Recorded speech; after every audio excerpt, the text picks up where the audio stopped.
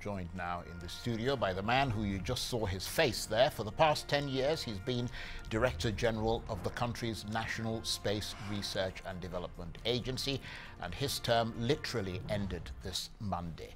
Dr. Seidu Mohammed, thank you very much indeed for joining us.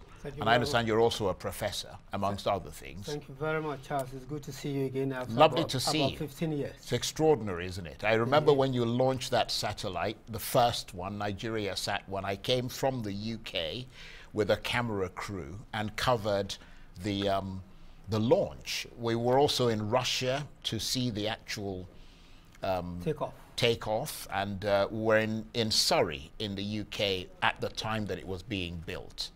So it's brilliant to see you after all those years. Thank you very much. And of course, when Nigeria first adopted its national space policy, I think it was 2001, many people around the world were asking, why on earth does Nigeria need a space program? And it is a question that is still being asked today, isn't it?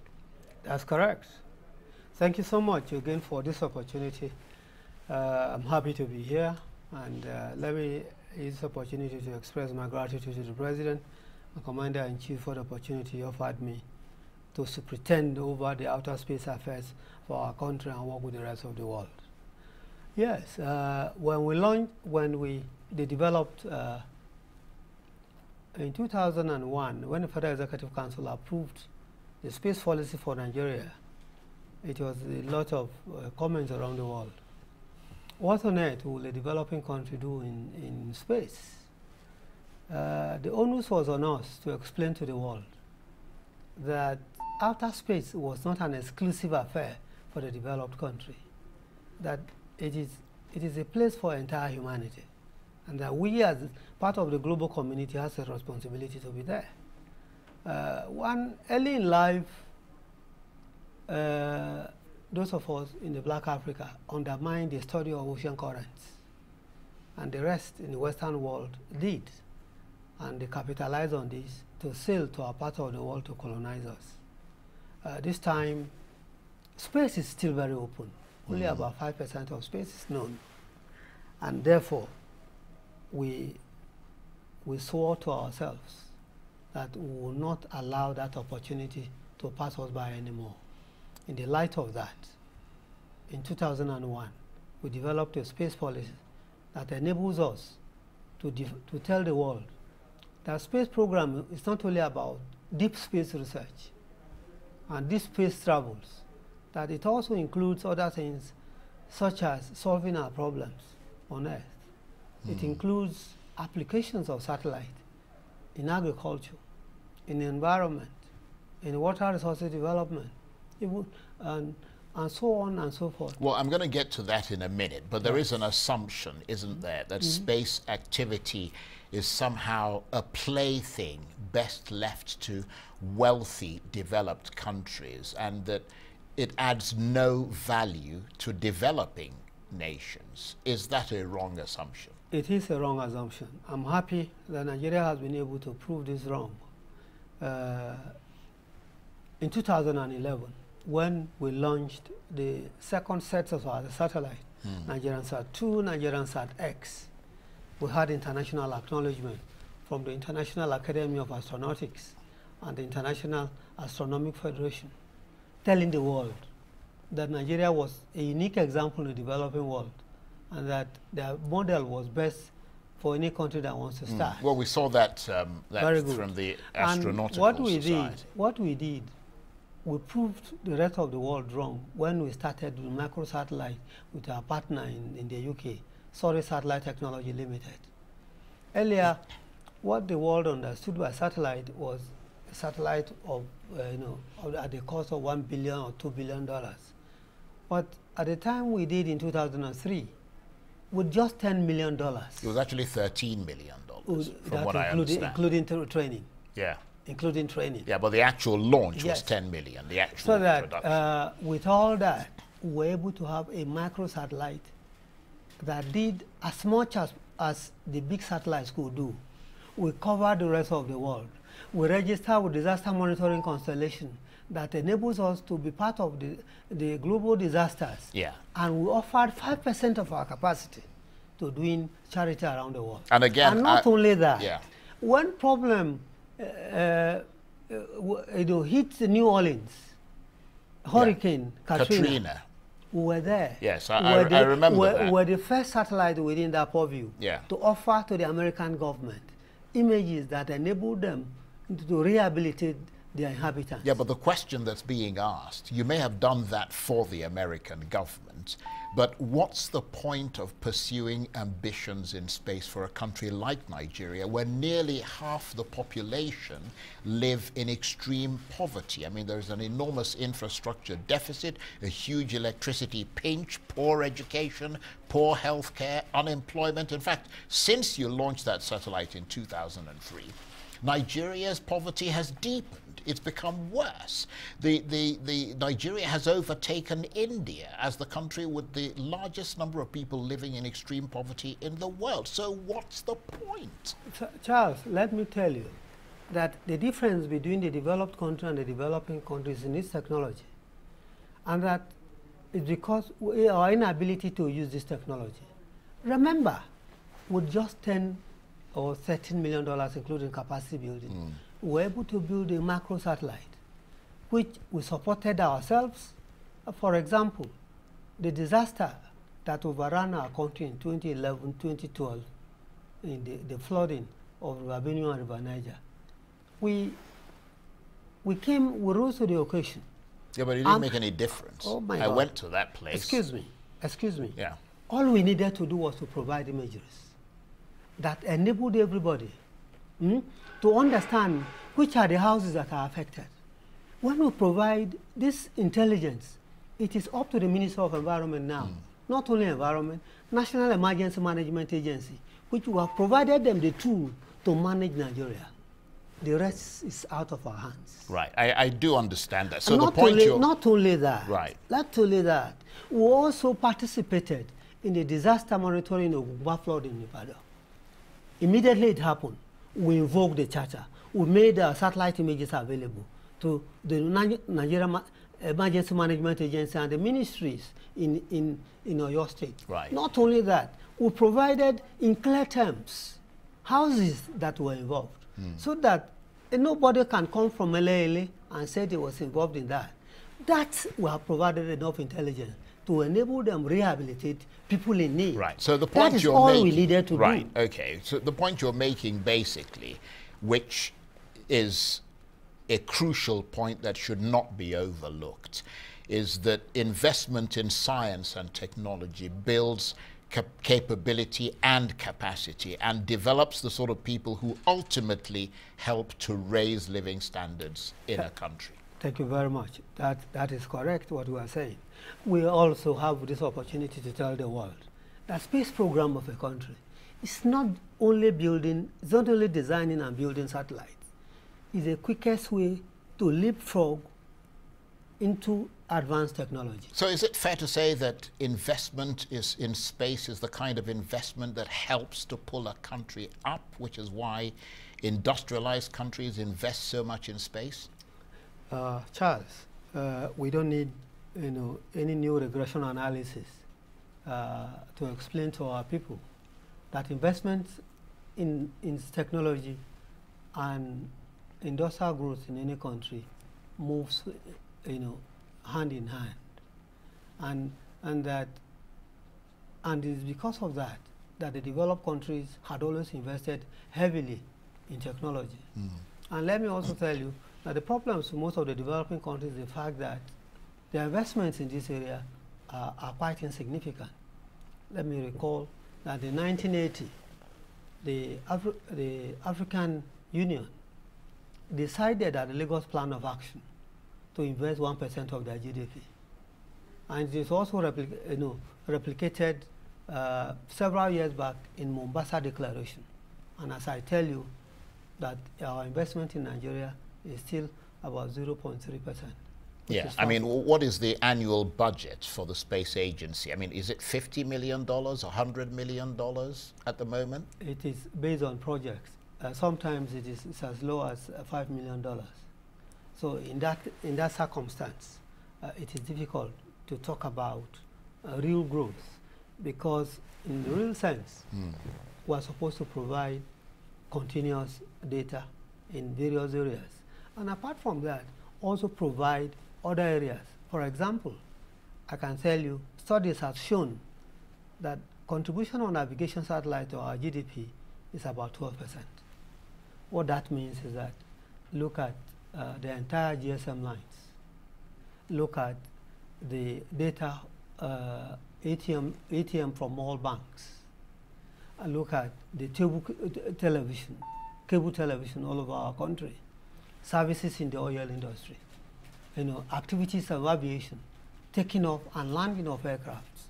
If you put the vessels importing all goods into our country, if you look at all this and you realize that space science and technology, it is vital to our economy. Yeah, but is it you that is providing all of that? Because initially, when Nigeria launched its first satellite in 2003, and as I said, I was there, I filmed it in Russia, in the UK, in Nigeria. That Earth satellite known as Nigeria Sat-1 was meant to solve problems of agriculture, water resources development, environment, things like desertification, deforestation, pollution, all of that. How much has your agency helped to solve these problems in real terms? Thank you very much. We provided coverage of the Earth observation satellite all over our country and in most parts of Africa. I'm happy to tell you several projects were conducted, include resource inventory for our country at a scale of 1 in 100,000. You may recall in 1985, for the first time in our country, when we didn't have a satellite, the World Bank gave some support to Nigeria to buy satellite images from France. At that time, we also brought in consultants from Canada. And if you look at that, the cost was enormous for our country. And I'm happy to tell you, after we launched the satellite and acquired the whole images over our country, we're able to do resource inventory for the whole country. And if you look at that, if we were to buy the same image from Sporting March or from Lancet of America and bring in the consultant, this alone is more than the cost of the satellite. That is number one. Number two, the data currently available in our country provided by the Space Agency is the only data for calculating climate change signatures over our country today. So we keep asking, if we are not available, who will miss us? It is obvious. And it's obvious that the entire nation will miss us. And not only that, we have also supported in various areas, like Nigerian Sat-2, where we are currently working on the detailed resource inventory for our country, where we have used for rice production along the floodplains and the inland valleys, provided this information for farmers in Nigeria. And sometimes the problems we also have is the fact that most of these data are made available. If Minister of Agriculture and Minister of Water Resources are not able to provide enabling environment for farmers to use this thing, that's a very good point. Certainly, it is not the fault of the Space Agency. That's a very good point. Not only that, I'm also happy that Nigeria has capitalized on this to do other things in Africa. Through the Africa Monitoring Constellation, we made our data available to entire Africa. Any nation in Africa with any viable project, we supported them with this data. And apart from that, we've been able to also support other projects in Nigeria, such as the railway projects by the Chinese.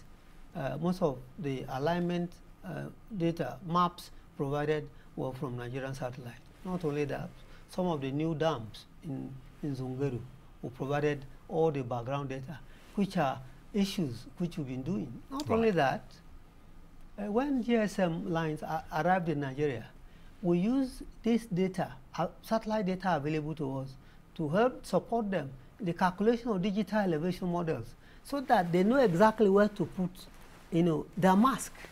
All these are part of, development efforts which we are making. Very often, a lot of the last mile does not know how some of these services are, but the fact that it's able to talk on phone seamlessly of course, we are proud that we have contributed enormously.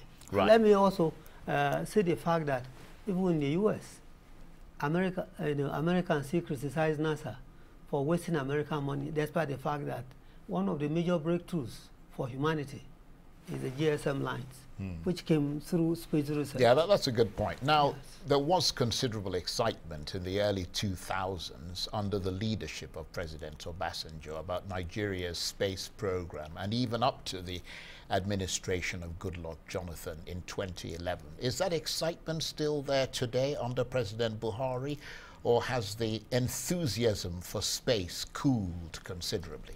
No, Charles. Because we don't hear anything about space anymore, whereas then we used to hear a lot. Yeah, Charles, certainly the excitement is still there. All of us are looking forward to a time government can provide money for Nigerians to start the Moon Project. The Moon Project is not peculiar to America alone. India has done it. China has done it. Moon is like the Earth. It has, India went to the other side of the moon to land and report to the world exactly what they've seen and what potentially we can benefit from.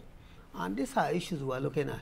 In recent time, because of the recession in the economy, a lot of things have slowed down.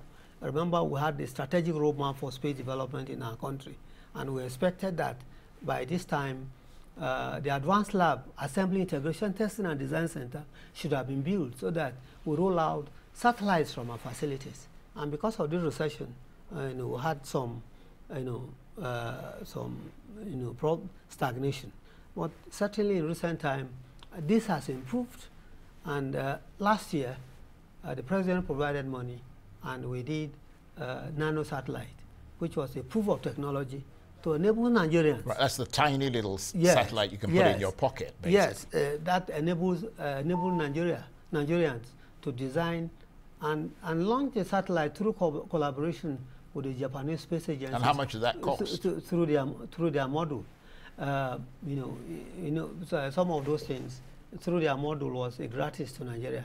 If it were to pay, it would be like 9 to 10 million euros. How much were Nigerian engineers involved in the production of Nigerian satellites? And I'm thinking of the building of capability and capacity, because Nigeria Sat-1, for example, and Sat-2 and Sat-X were built by engineers at Surrey Satellite Technology in the UK and at Surrey University. Yeah. I mean, why did they build it in Nigeria? I mean, why did they bring them to Nigeria, to one of the universities here? Charles, building a satellite is not a tea party. It's not something you can do in the roadside workshop along Nigeria. There are standard practices, and there are standard labs for doing that. And when we signed the agreement with Surrey Satellite Technology Limited, they had a standard lab that could do that. And we developed a unique model based on our peculiarities. In Brazil, for example, they started by building the labs. And then they tried their hands after designing and building the satellite to launch it themselves. The first experiment was a disaster, second a disaster, third a disaster, and the fourth one partially successful, fifth same thing, and sixth they got it. Believe me, in this country, if the first one is a disaster and the second one, they said it bring the head of the Director General. And because of the peculiarities of our country and our uniqueness, what we did was to develop local initiatives. And what we said was working with a developed country who is already competent, work along with them in the design and building it and launching it in a site that is already that already have a heritage. That is why we went to Surrey. The first one with our engineers as trainees in the design and the building, and it was launched successfully from Russia. In the second one, we also signed SAT-2, let them understudy with about 25 engineers, build it along with them, and then at the same time do SAT-X themselves, design and build that, and we're happy that that was very successful. Initially it was experimental, because the quality was so good, you know, then we said this too should be launched along with that too. And it was launched, and we're happy that it has worked successfully over 8 years. Right. Something designed for a period of 5 years. We're proud of them, and it has demystified this whole exercise. Well, the reason I ask that is that, I mean, just to be clear on the extent to which Nigerian engineers have contributed to the building, the launching, and the monitoring of those satellites. I mean, they were supposed to work alongside, you know, British engineers or whoever, Chinese and so on, to build these satellites, and then they would go home to build future spacecrafts themselves. That's correct. What's become of that idea? Because I don't see or hear of any Nigerian-built homegrown satellites floating around in space. Is that what you're saying SAT-X is? SAT-X was designed and built by Nigerian engineers from the labs in the UK. Right. And the next stage is in the strategic roadmap for the development of space and sat technology for the 25 years, which ultimately enables Nigeria to become the superpower, super space power by the year 2030. Yeah, but you're looking ahead to 2030. Excuse me. By that, by now, we're supposed to have built the advanced lab, assembly, integration, testing, and design side, which was meant, the building is going on, but the equipment within it is at the cost of $45 million, right, which in the last 13 years, we've not been able to find money to pay for that, for the labs to be completed. Right. And this is the problem we are having. By contrast, a country like Turkey received the same education at the same institution, Surrey Satellite Technology, and went home, and within a couple of years, Turkish engineers developed and manufactured their own remote sensing satellite. Yes. First of all, Turkey, like us, made the first lab that enables them to build satellite below 1,000 kilograms. And today, they've gone ahead to build a bigger AITDC at a cost of 200 million euros built by France. So what it means now is that Turkey is in a position to build satellites even over 5,000 tons. So to that extent, they are able to do not only satellites, all high-tech items. And therefore, we're not surprised. Right. If you go to our markets, most of the items are either coming from China or Turkey. Right. Now, you mentioned earlier a communications satellite. There was that telecommunications satellite, which, I mean, a considerable investment in that, which the government said at the time had the potential to save this country $100 million per year that was being spent on routing communications and internet traffic through foreign satellites. You mentioned that a little bit earlier. There was talk of selling Nigeria's comms satellite services to other African countries and getting a slice of the $660 million that the continent spends routing communications through foreign satellites. Is Nigeria getting a slice of that money today? Recall that when we launched that in 2007, there was a problem with that satellite. There was a problem with that satellite, with the solar arrays. And it was also relaunched in 2011. And because, we as a space agency are scientists and engineers, not marketers. We formed a special purpose vehicle.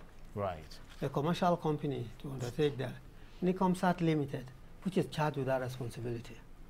As much as possible, I also understand they are also having problems in the sense that, they have a single satellite.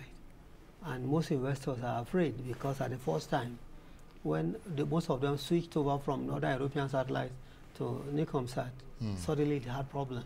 And because there was no, back cover, so basically you lost that market. There was no backup. Right. They lost that market, and most people are apprehensive of this. In recent time, because of this, we have been, talking about, strengthening the private sector, that private people should also launch satellite, because here we are, the population of Nigeria is about 205 million, and the entire West Africa is getting close to 400 million. That is more than the size of the US. So to us, this is a market that we should, emphasize on. Yeah, but in the past 16 years, you have not been able to tap into, because even the Nigeria SAT-2 and all of that, was supposed to create a data revolution, not just in Nigeria, but in the whole of Africa. There was a lot of talk and excitement at this, at the time around things like cadastral mapping, which would improve revenue by something like 1,000% and provide welfare in education, healthcare, all of that. But none of that has come to pass yet. Yes. Frankly, the satellites are lived up to its bidding. Enormous data has been provided. And unfortunately, it's like the technology is ahead of the real position of Nigerians. In most cases, if you go to South Africa, people line up in the morning, buying data, seeking advice. But here we don't see that. So you're well ahead of your time, basically. We're well ahead of our time. Okay. And because of that, right, very briefly. And because of that, most of us, take this even to the public, seeking to support them. Right, and they're not responding. And they're not responding. Okay, just hold that thought. We'll talk some more. You're watching the Arise interview. Plenty more still ahead as we continue our chat about Nigeria's space research and development program. Stay with me. Welcome back to the Arise interview, where we speak to the newsmakers as well as ordinary people doing extraordinary things around the world and featuring the voices at the heart of the stories. I'm Charles Abejukolo. Now, a book that was published 2 years ago and titled Nigeria's Space Journey, Understanding Its Past, Reshaping Its Future, critically examines space and Nigeria is the case study. The book focuses on the steps Nigeria is taking to achieve its space-related goals and how the country eventually took the plunge in 2001, defining its space objectives as an attempt to make Nigeria build indigenous competence in developing and designing appropriate hardware and software in space technology as an essential tool for the enhancement of the quality of life of its people.